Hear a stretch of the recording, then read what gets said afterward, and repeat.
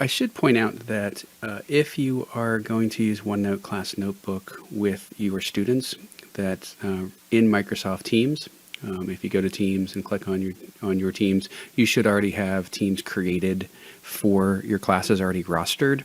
And so the advantage there is every class team has a class notebook available, and that way, if you start in Teams, create your class notebook in Teams, it will already be in Teams. Even if you never, ever use Teams with your students, the big advantage is it automatically creates your notebook with your students already rostered, so you don't have to add students. Notice the second step here is adding students.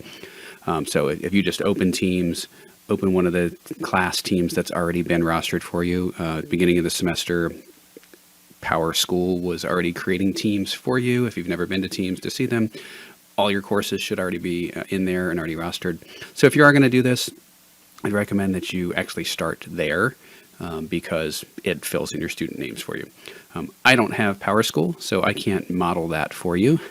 Started in ClassLink, clicked on OneDrive, and from OneDrive, I click on the waffle in the top left corner, which gets me to the other Office 365 tools, and one of those is Class Notebook. And so I clicked to open Class Notebook, and that brought me right here to where I am creating a new class notebook. So I'm going to create this one. I am going to call it my OneNote course sample class. And click Next, and I'm just going to work my way through. So there is a collaboration space. That's what we're going to be working in today because we're comparing features of OneNote Class Notebook to Padlet, and Padlet is a collaborative space, so we're going to mostly look at the collaboration space. One of the nice features about Padlet, though, is you can turn on moderation, which means nothing appears to anybody except for the person who submits it and the owner of the board, until the owner of the board approves of it. So that's nice if you are just trying to make sure that your content is appropriate, but it's also nice if you don't want students to submit things that other students will see. So you can actually use Padlet as a place where everybody can record something and submit it to you. And if you never approve of it, then only you see it. So if that's what you're going for, that's where the student notebooks come in. So student notebooks are private between a student and the teacher. So only the student and teacher sees that student's student notebook. The teacher sees everybody's student notebook. So if that's the way you're using Padlet, then the student notebook is the portion you're going to use. If you're using it the way it's mostly designed for collaboration, where everybody sees everybody's responses, that's where you'll use the collaboration space. I'm going to go ahead and click Next. I'm not going to add any co-teachers here, but this is the first place you'll be able to do that. You can always go in and add later, but as you're creating, if you know you have a co-teacher, go ahead and add them here. Same thing with student names. I can add students here. You can customize what's going to be in each student's private notebook. So we're going to keep going. So this is roughly what it will look like. Used to be for the teacher sections that you would have to turn on the teacher only section, and now that is just automatically part. So this is what the student's view would look like.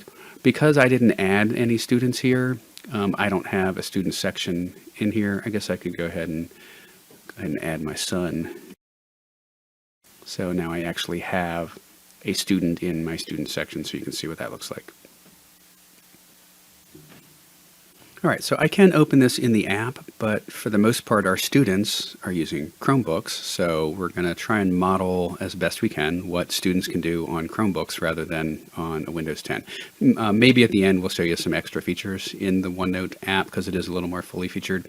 But again, we're going to model what our students can do. So we're going to open this right here in OneNote Online. Okay, so you can actually share this with your students. And it's designed to work with Microsoft Teams, but you can share this link with your students so that they have a direct link to this OneNote notebook and share that link into Google Classroom. So as you use this with Google Classroom, students will be able to get to the notebook. And once they're in the notebook, then they can move around between the various different sections. So I'm going to go into the collaboration space, and I'm going to create some sections here for what kind of content we want to show off. I'm going to show you how to add a page, and then I'm going to pause and fill all this in so you don't have to stand here and watch me type. So one of the things I want to show you how to do is a file printout. So we'll make a page for that. I'm going to add another page, and notice that if I right click here to try and rename it, there's nowhere here to rename. The name is right here. If I want to change the name or add a name, I'm going to type it right above the date. So this one's going to be file attachment. And now I'll go ahead and add the others, and I'll be right back. So here we are. These are the different types of things that you can add. And most of these came from underneath the Insert tab. This is where most of these selections came from, although I also have Draw and a few other things in here. And so what I want to let you know sort of up front is OneNote was originally a digital binder. And that is still what it basically is, except that they've just added so many tools to it that it's a whole lot more than that.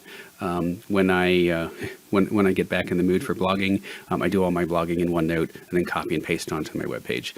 When I wrote my book, I wrote the entire thing in OneNote and then moved it into Word from there. So I collect my thoughts, I collect my pictures, I collect everything in OneNote, and it's a great organizational tool. So it's designed originally to collect stuff. So you can put pretty much anything in here. Now, again, the desktop version gives you a few more options than the online version, but the online version is pretty fully featured. And it also has some great accessibility features, which we will show you at some point in this process. But first thing I want to do is we're going to go to File Printout and click on the Insert tab. This is one of the examples of what you can do more of on the desktop version. If I choose File and then File Printout, I have two options. I can insert a Word document or a PDF document. With the desktop version, I can also insert a PowerPoint and have the whole thing print out, or an Excel spreadsheet and have that whole thing print out. So we'll show you some other ways to kind of work around that. But first thing I'm going to do is, well, I'm actually going to do a PDF, which is a printout of a PowerPoint. So this is one of those workarounds. So inside of PowerPoint, and also works for Google Slides, you can print to a PDF. So I saved it as a PDF, and now I can go ahead and choose that file. So this is a PDF. So I'm going to click to insert it, and it takes a little while to process. So this will be the link to the actual file. So if I want to open that PDF file, I'll be able to click here to open it, but I'll also have the printout here. All right, so you can see, this might look familiar to you from having years of PowerPoint professional development where you get handed the packet where you can take your notes. So that's what this is. So this is a printout of my PowerPoint right here on my page. It is a printout. It's a PDF, so I can do other things. I can annotate on top of it in highlight or pencil. I can go back. It's kind of like Smart Notebook. When you're done drawing, you have to go back to the select button. So now I'm not drawing anymore. And I can go ahead and double click and type anywhere, right? So I can actually type on this printout. Okay, so that is one file printout. That one is a PDF.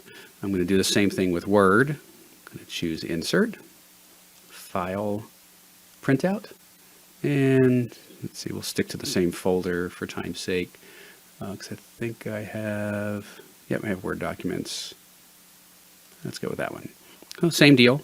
It is placing a link to that Word document so I can click to open it.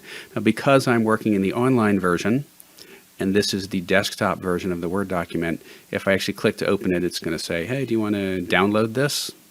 Okay, so if you are looking at this on a different device than I was when I put this on here, because we're in the collaboration space, so if I share this and you click on it, you can then download this. But that's because I use the desktop version of Word.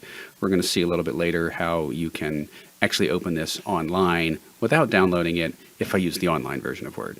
So here's my printout of that entire document. So if I want to change my printout, I can actually click to open that Word document. I can make changes in the Word document, and then when I come back to OneNote, it'll prompt me to update. because it'll know that because of this link, it'll know, hey, some changes have been made here. Go ahead and click here to update your printout, which is kind of handy. All right, so those are your two options for online file printouts, and I have the entire document here. Next up is file attachments. So this is where we have some more options beyond just Word and PDF. And if I click here, and by the way, notice if I click up where the title is, a lot of my options are grayed out. I can't add a file or a picture inside of my title or add an audio clip. So sometimes if you come to a page and you intended to do an audio recording and it's grayed out, just check and make sure your cursor is not up here in the title. So I need to come down here into the body of the page, and now I can choose Insert File Attachment. And this time I'm going to go ahead and insert a PowerPoint, and it will just be a link to that PowerPoint. So when I insert this here, the only option this particular file type will give me as a file attachment in the online version is to click to download that. All right, so that's what it'll do with a PowerPoint as an attachment. Some other things that you can attach. If I click on, see, there we go. If I click on there, it wants me to download it to open it. So I'm going to try some different file types. I'm going to attach another file, and this time we'll go into a different folder. And this one is an audio file. So this is an audio clip. Okay, video files and audio files can be added here, but they have to be a small enough size. I believe it's somewhere around 19 megabytes is the max. So that's going to process here. And it's going to look like, it's going to behave like the PowerPoint at first. It's going to tell me that I need to download it in order to play it. But it's not really telling the truth. If I click here, it says, we can't open it. Would you like to download it? Changing the class team avatar is a fun way to start building class identity and to help students recognize their team. I can even fast forward and rewind when it is shown with others on the teams. And I can also click to record and add additional. Since I'm already in the audio tab, I can record additional audio, and that's what we're going to do in a little bit. So we'll look at recording audio a little bit later, but I can upload existing audio clips as a file type. Okay, another file type that we can insert is video. Now again, it has to be fairly small. Yeah, this one happens to be small enough. So I can insert an MP4 here. You know, it'll take its time to process. This is one like the PowerPoint though, where you'll have to download it. You can't play the video that you upload in this fashion here. All right, so let's go ahead to pictures. We have 3 different ways to insert pictures. Again, everything's grayed out because I'm up in the title. Click down to the body. And if I insert from a file, I can choose from my desktop, and that looks like a picture. Once that picture is inserted on the page, I can manipulate that like I can any other item. I can click to make it larger or smaller. Let's see what happens when we right click. What are your options? I can save as an image. I can crop it. I can make it larger or smaller incrementally. All right, so those are your options for an image. Let's also try some other tools here. From a camera. Ooh, what do I look like? Guess we'll find out. Hey, there I am with my new microphone and my Microsoft jacket and my new COVID haircut. Let's get out from under that monitor. There we go. And here's my basement. Don't like it? Go ahead and retake it. That's just as obnoxious, but go ahead and insert it. So now that's inserting a picture from the camera. I happen to already have the other picture selected, so I believe it replaced it. Yeah, I had the other picture already selected when I took that picture, so it actually replaced one picture with the other. We'll click outside of that so we don't replace it again.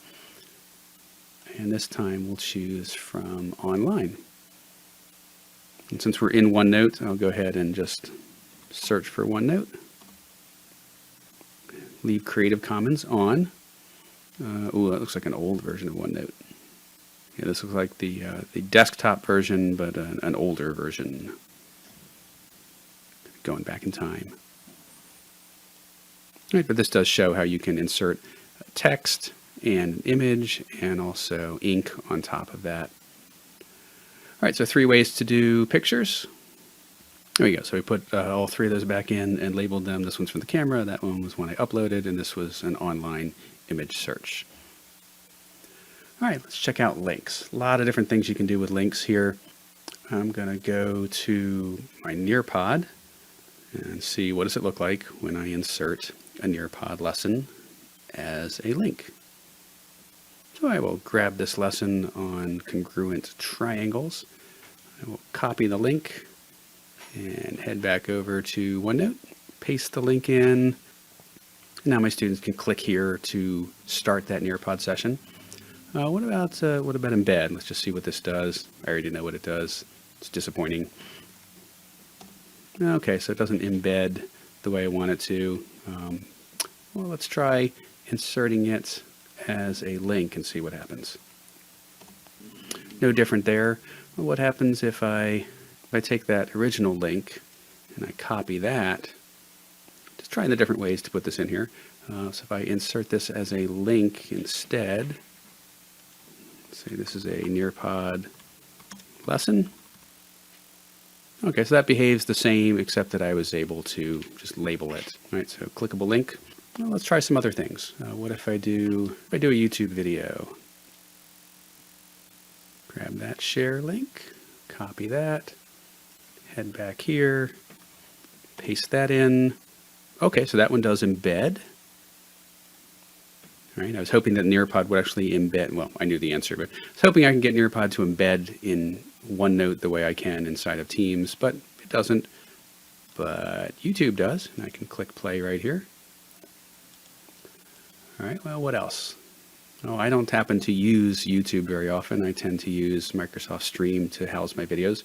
So I have the Office app added to my device, so I have all of Office 365 right here. I click on Stream and then look for my content. I have a video I just made recently on using channels in Teams. So let's copy that and put that one over here next to the YouTube video.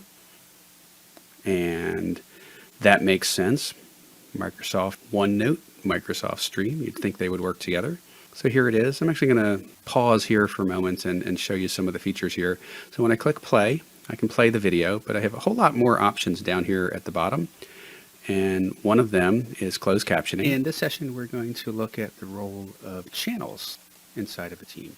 So here I have, all right, I have some other things down here though. One of them is search transcript. Okay, so I can click here to open, oh, look at that. There's a whole transcript of the entire video. This video is 11 minutes long. So I can scroll ahead and click somewhere and it will fast forward me to that point in the video. But that was kind of random. What if I actually have something in mind that I want to go to? So I happen to know that the word persevere is in here later. 8 minutes in. So I can actually fast forward to that part. And so this is nice because it's a group that perseveres.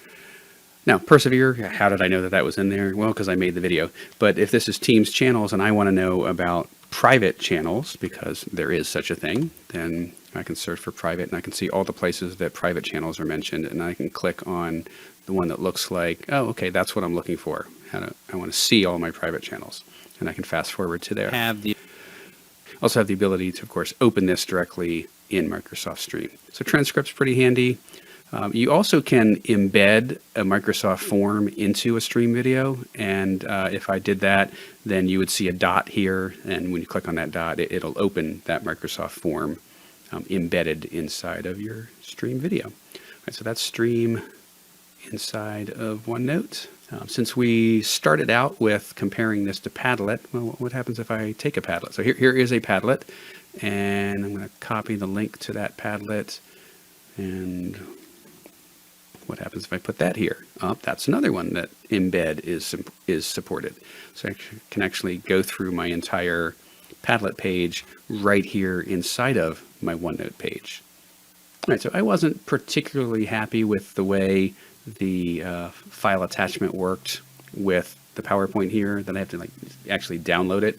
So let's try something a little bit different. I'm going to go to Microsoft Office and I'll click on PowerPoint. So these are my PowerPoints saved online. This is an old one that we used to use. I don't know if anybody still uses this one, but it was from when I was teaching biology in high school. So this is probably close to 10 years old now. So don't judge us by the quality of this PowerPoint. Now that I've seen what it looks like, I can share from there, or I can click right here to share and grab the link to that. Go ahead and close that. We will copy the link for anybody in AACPS to view. And now I'm going to scroll down, find myself some space here. Actually, when you don't have enough space, you can create a box and drag it down. And I'm going to paste that link here. Now it's a clickable link. So now instead of prompting you to download it, now I would probably want to actually change the way this looks, and we'll show you how to do that in a moment. But I can actually click and open that PowerPoint right here online. It does open in a new window, a new tab, but it doesn't make me download it. So what I really want to do here now is hover over that, click on it, and edit my link and change the text here to something more descriptive. So that's a proteins PowerPoint. So now I know what it is, and now I can click on it and open it. I'm going to do this one more time. I'm going to go back to my Office app, click on Sway to open this Sway in the browser. And I'm going to share my Sway with anyone with a link. You can view it. I'm going to copy this, come back to my OneNote,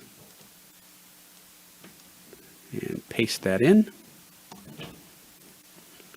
And this is another tool that actually can be embedded on your page. So here's my Sway. If you're not familiar with Sway, it's a different type of presentation tool that looks and behaves like a website.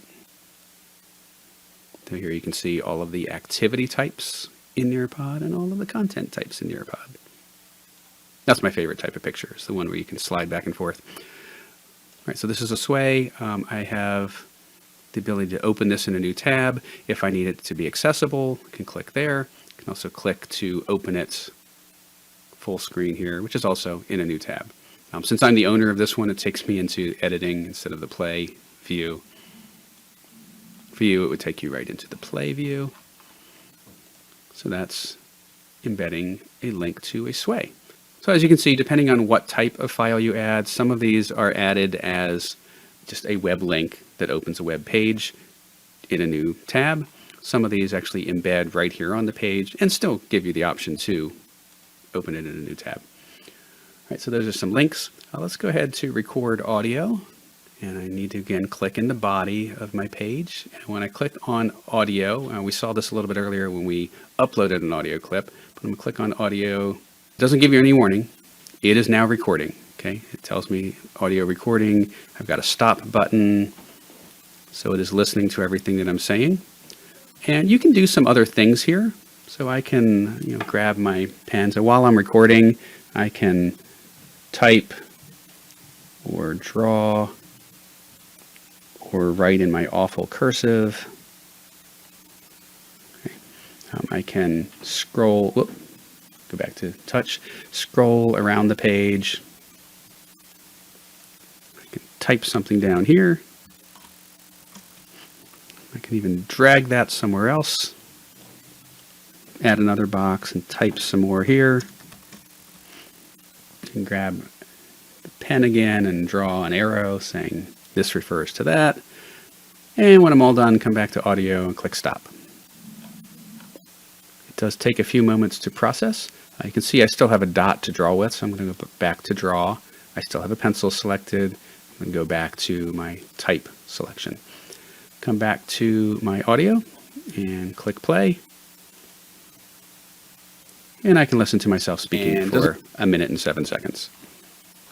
All right, so you can go ahead and do other things all over your page while recording that narration, which is pretty cool if your teacher or professor is talking and you want to take notes over here. You can get an audio recording of what they're saying while also taking your notes. Next tab down is Forms. This one's more of a tool for the teacher. So if I click on Insert and click on Forms, it will allow me to create a brand new form or quiz, or use an existing form or quiz. All right, so it looks like that didn't do anything, but then when I click on it again, I do find I usually have to click this one twice. So I click on Forms again. Now it knows who I am. So it did actually log me in before. I just have to close it and reopen it for that to kind of take effect. So I can grab an existing quiz, click Insert, and here it is right on my page. So the nice thing here is I have kind of the best of both worlds. I have the auto-graded Microsoft form, but I also have a place for students to actually write out their work. Okay, so if they need to show their work in any way, they can show their work inside of OneNote while still selecting their answers on the form, which is auto-graded. Then click Submit, and as the teacher, I can go to Microsoft Forms and see their scores, but I can also come back into OneNote and see their thoughts and their work. All right, so we're going to see some other ways to use forms inside of OneNote in a few minutes, but just know that you can also create forms from here, and it will actually open in Microsoft Forms when you do that. So when I click on New Forms or New Quiz, notice it opens Forms in a new tab. And then that would become part of this list where I can insert. I can also go into Edit an existing form if I want to make changes to it, and that also opens in Forms in another tab for me to work in. We also have stickers. There are a large variety of stickers here. So you just click on one to make it insert. Sometimes they do take a little while to actually show up there. So I'm going to click on a new spot and add another. And some of them are just, what you see is what you get. But then other ones can be a little more interesting. And you can tell that they're the more interesting ones because they have a pencil next to them. This means they are editable. So I'm going to change the wording here from my feature was cut to little MOI humor here to my app wasn't approved. So we'll throw that one in here as well. And like everything else that you insert, everything is resizable. You can crop, you can adjust sizing. So that is stickers. Scan and paste. This is one of my favorites. This is actually an add-on. So I actually had to go to Insert and Office Add-ons and search for Scan and Paste. This exists in Word and in PowerPoint as well. So this is a great one, not so much for the students to use, although they could if they have the app on their phone as well. But this one really is designed for the teacher, and it's a great solution for some of the issues that we've had in terms of like students responding to PDFs and things like that. So when I click on Scan and Paste, a QR code will pop up. So I open Scan and Paste app on my phone, and I can choose Document, OCR, Photo, Video, or Audio. So I'm going to click Documents. At the bottom of my screen, there's a Scan button. So I got to do the scan first. So I'm going to scan that QR code. And that has now created a connection between my phone's camera and this OneNote notebook. So now I can choose the document. You need to take your pictures first and then scan on your phone, and then on your phone choose which ones to upload. So this is what OCR looks like. So that seemed like the right choice to me at first until I saw it. And I've decided that really the just picture of the document is what I actually want. Okay, so you can see why I kind of rejected the idea of the OCR. And what I really want is just that image.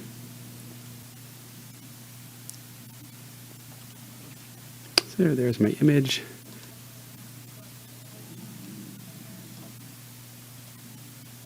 Okay, you can, I didn't bother doing it, but you can crop the image before you send it to OneNote from the app.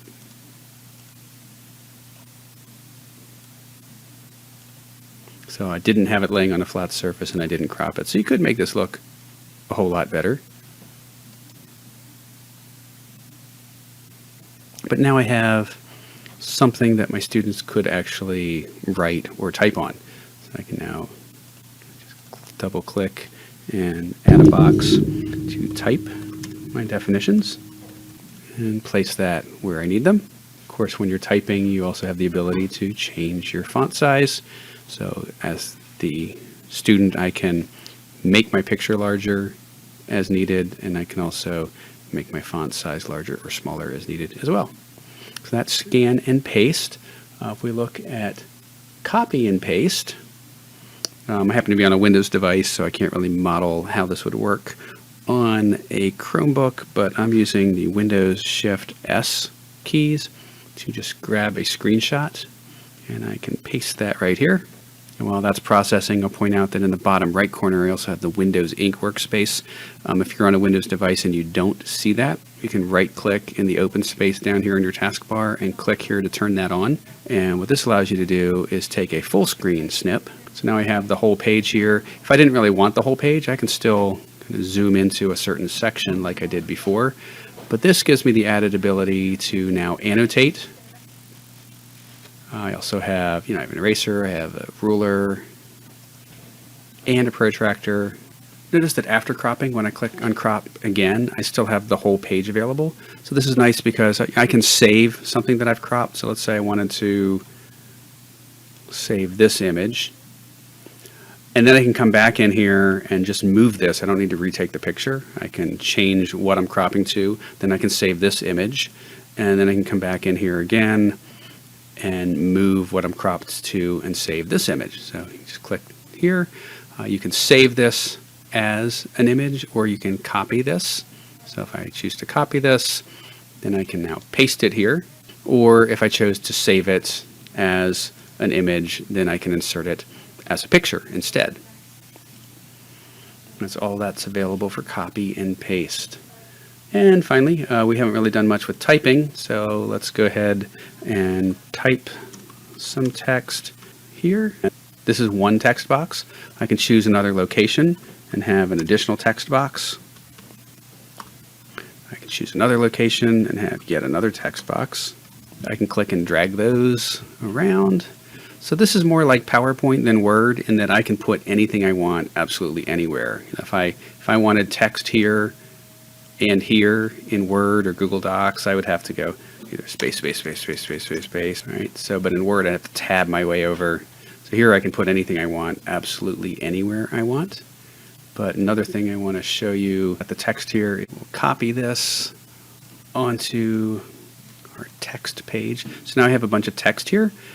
So this is completely accessible. So if this is a lot of text for your students to read, if they click on the View tab and click to open Immersive Reader. Immersive Reader is an entire suite of reading accessibility tools. So here's my random text boxes, and then here's that text box with the large amount of text. Text box. Type some text. Text box is everywhere. The IST Digital Leadership Summit. All right, so I can slow that down a little bit. An integrated event held in conjunction with IST. So obviously you have the ability to listen to it read aloud, but this first box, which is labeled Text Preferences, is all about the fact that not all reading issues are necessarily decoding issues. So this is all the visual components of reading. So you can increase spacing. For a lot of students, that makes a bigger difference than just changing font size. Got 3 simple fonts. Got your dark mode or night mode you're probably familiar with your phones and tablets, and about 24 other color choices here. So this is the digital equivalent of laying a color transparency on top of a page. If that sounds kind of weird to you, like why would I do that? I'd encourage you to check out irlen.org, IRLEN.org. They have decades of research into why this actually makes a difference for some students. Next tab over is where you can break into syllables to help with decoding, color code, and label parts of speech to help with comprehension. Next tab over is line focus. This is screen masking, or the digital equivalent of a reading ruler. You can show 1, 3, or 5 lines of text at a time. And notice that when I click play, ISTE20 Live is where the best minds in education will discuss the challenge. The text actually moves up, so the students don't have to scroll down the page or track visually down the page. It also has Boardmaker's Picture Dictionary, so if you click on a word, you can see an image of that word as long as that word exists in BoardMaker. So not all words do, but many of them do. All right, so let's look at our last feature, which is translating into 80 different languages and dialects. So I can change the entire page into another language. I say dialects because, for example, there's 3 different versions of Spanish. So depending on which language you choose, for example, Spanish has all of these different tools available. Okay, so some of these features are available in some languages, and some of these features are available in all languages. So this is all Immersive Reader. So it's available for any text. If you actually have a picture with text in it, the online version doesn't read it, but the app, the Windows 10 app for OneNote, will actually read text from an image as well. All right, so those are things you can do with type. And if we choose math, notice that under Insert, there's a math tab, and under Draw, there's a math tab, and they do the same thing. So I will start here with just a list of numbers, and if I click on math, it'll kind of give me directions for what to do here. It says to select your equation and then tap the math button. Well, I don't have the ability to select right here, but if I click on draw, I do. So under the draw tab, I have a select button. So I can click and drag over that and now click math. And it recognizes, these are numbers. So select action allows me to do a number of different things. I can find the median. I can find the mode. I can sort these from least to greatest. I can find the least common multiple. And then for any of these, I can also show the steps. How did I find that? I can click on Solution Steps, and it will show me how I found that. Now, once again, this looks like a lot of text for a student. So if they need to, they can also open the Immersive Reader to read those steps. They have all those same tools still available right inside of the math tool. All right, so let's try it under the Draw tab as well. So we'll do this one with some handwriting, and I will choose a pen. And this time we'll do an equation. All right, we'll try that. Select again, click that math button, and see if it read it correctly. If it didn't, you have a Fix It button here. And I can then do ink to math and make it look a little bit prettier. And now I can actually, because this is an equation, I can see the graph. I can even insert that graph on my page, tuck that all over to the side while that processes. And in the meantime, I can solve for x. All right, so again, I can show those steps. It gives me a couple different ways to see those steps. And I can open that in Immersive Reader as well. Finally, I have the ability to generate a practice quiz. So I created one math problem, and I told you that we'd see Microsoft Forms again. So if I click on Generate a Practice Quiz, OneNote will talk to Forms, and it will create a quiz based on that one problem. So I can choose anywhere from 1 to 25 questions. And sometimes for a more complex problem, it takes more than one try to do this. So for time's sake, I'm just going to do a new equation. 3x minus 16 equals 4y. Grab that, click on math. This time I won't even change it to ink. We'll just go right into solve for x. Generate our practice quiz. But I promised you that we would see Forms again. So you can actually generate a math quiz out of one sample problem. It can be anywhere from 1 to 25 problems. Go ahead and do 5. And so it now embeds this right here. So it created my quiz for me. It embeds it. And just like when we used the insert forms earlier, notice that Immersive Reader is available right here inside of Forms as well. So once again, I have the best of both worlds. My students can answer where there is an answer key inside of Microsoft Forms, and I simply go to Forms to see those results. Because I am in the browser and I'm logged in as me, notice it even personalizes it and it has my name right here, but I can also show my work right here inside of OneNote. All right, so that is one example of using drawing tools here. Let's go ahead to the Draw tab and see what else we have here. It's essentially digital inking. I've done this from time to time already. Did this a little earlier when we did scan and paste. You can see I grabbed my pen, marked on there. I think it was also when we had the record audio, and I was using this. So you can use inking in conjunction with other things. So I use my scan and paste, and I decide I really don't have room right there. I can type out an answer over here, and I can grab my pen or pencil and indicate this one goes right here. So you can absolutely use inking in conjunction with other things.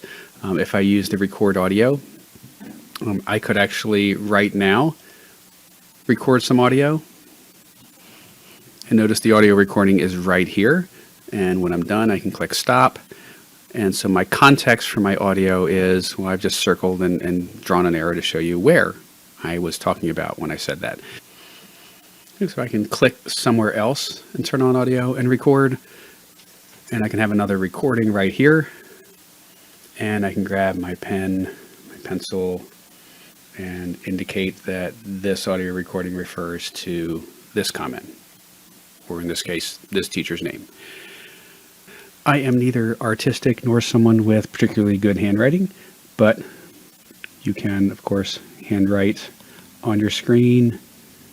You can print on your screen. Whoops. And to the best of your ability, you're free to draw as well. All right, so you have full digital inking tools here. This is another example of where you have a more complete set of tools in the desktop version. So you can see we do have 16 different colors to choose from for both the pencil and for the highlighter. You have 16 colors, and they also each have about 8 different sizes, and this is measured in millimeters for the tip. And for the pencil, okay, these are measured really in tenths of millimeters.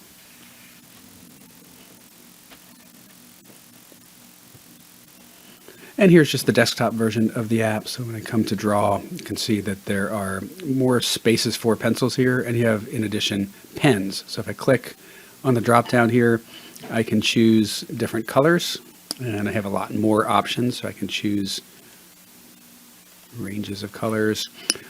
I can also choose to change from a pencil or highlighter to a pen. And there's some specialty pens here as well. So some specialty inks that are more fun to write in. In addition, you have the ability to draw shapes or insert shapes. And when you insert them, they use the color of the last ink that you had activated, but you can also select that and then choose a different color ink and instantly change that color. We also have ink to shape, where you can draw a shape and it will convert as best it can. I found that it will go up to a hexagon, but I haven't been able to do it with an octagon. There's also ink to text. So I need to actually, for ink to text, you do need to write the text and then select the text. Let's try that one again. And select ink to text. And it wasn't too bad. You can go in there and edit it afterwards. It did miss my O. Right, but that's a neat feature of this, is once you've converted it to text, that you can then edit. There is a ruler for drawing straight lines. And some other differences here with the desktop version are for inserting. You have the ability to insert a table. You have more options for inserting a printout. This is where you can choose not only PDF and Word, but you can also insert PowerPoints and Excel spreadsheets. Seeing Researcher up here reminded me one of the things I meant to show you with text, Seeing Researcher up here reminded me one of the things I meant to show you with text, which I don't think I did, is how you can insert text like textual criticism. I click and drag over that and right click, and I can use Smart Lookup, and this will actually search the internet for content or articles related to textual criticism, since that's what I highlighted. And you also have definitions built in. Okay, so it does provide that right here. If your definition is going to get lost in the rest of your web search, then you can click specifically if the definition is what you're looking for. So you can do that with any words. Right click, Smart Lookup.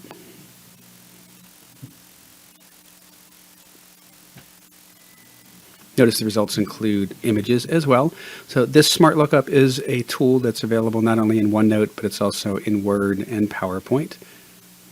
So right click over any text and choose Smart Lookup. Okay, so we tried to stay, for the most part, on the online version of OneNote. I know we did branch out at the end to show you some of the options that are available specifically in the desktop version. But this is what your students are able to do on Chromebooks. Some of these things would be more for teachers to do. I mean, certainly if students have handwritten, printed out homework, they could use scan and paste themselves to put an image in here.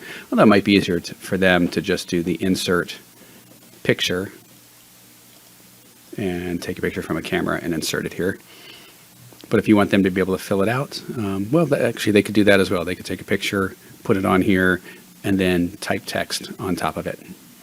Once they've done that, you do also have the option, if you don't want those things to be movable, to go ahead and do the screenshot. Again, for Windows, it's Windows Shift S. So I could take a screenshot of that. Let's go ahead and just put this on a new page and paste it. And there it is. And now, obviously I'm going to want to make that a little bit smaller to be more manageable. But now I can't move any of the pieces on here, so they are locked in place. So I wouldn't necessarily have students move that to a new page. I would still keep that on the same page. I just did that because I know I have more stuff on our page. But yeah, so students could take a screenshot and replace this image that you scanned and pasted on there with one that they copy and pasted on there with their final results, with their answers.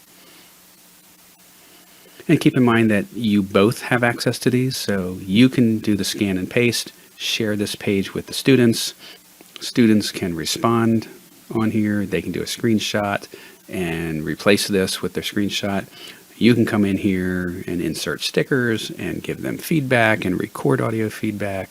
So these tools definitely work both for teachers and for students as well. All right, so this was all in the collaboration space. So this would mean that everybody in the classroom would be able to be working on these pages together. If you want each student to have their own copy, then what you would do is you would click on the class notebook tab and distribute this page.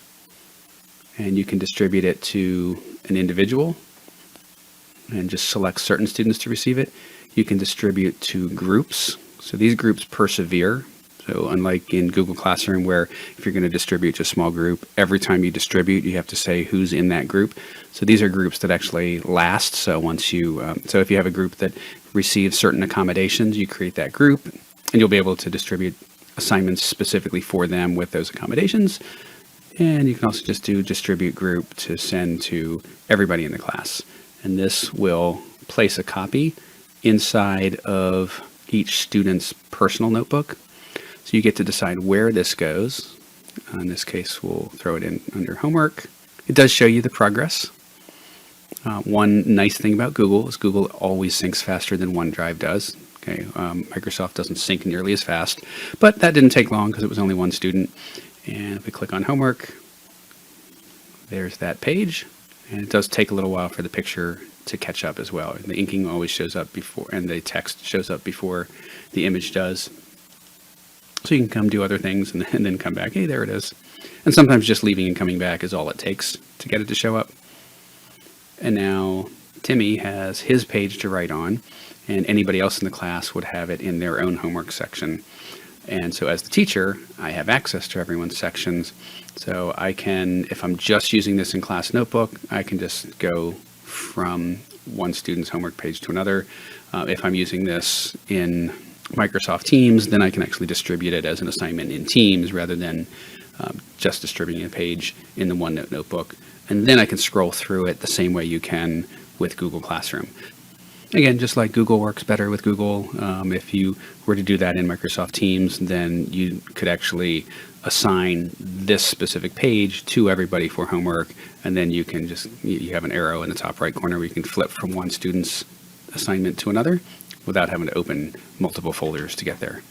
Easiest way to do this in Google Classroom is to come here and open it and click on Review Student Work. So I distributed this using Class Notebook.